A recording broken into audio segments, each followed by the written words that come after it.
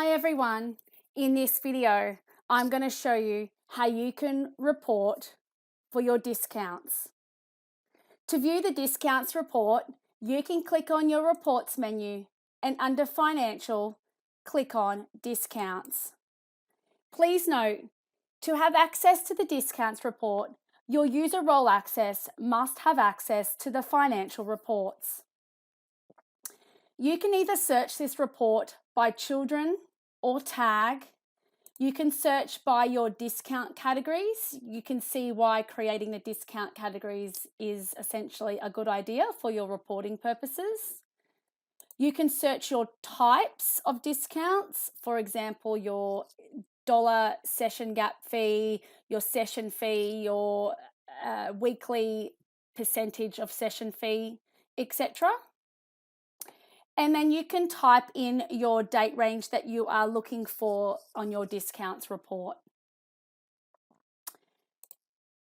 When we click search, you can see all of the current active discounts within that date range and your search criteria.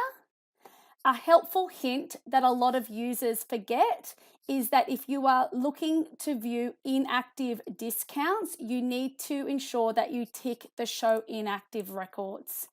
You will then see any discounts that are no longer active. So if we go to this child's details page and click on the discounts tab, they only have the one current active discount. If we tick the show inactive records, we will see the discount that is no longer active. So all discounts will automatically deactivate once that effective to date has passed. So switching back over to the discounts report, when you're running your end of month reports, for example, and you're trying to calculate the discounts within that monthly period, always remember to tick the show inactive records, and this will then highlight all of the discounts within that period, both active and inactive. For any further information on how to run your discounts report, please do not hesitate to reach out to the Kidsoft customer success team. You may also like to look at our additional video tutorials in our YouTube channel for more tips on Kidsoft.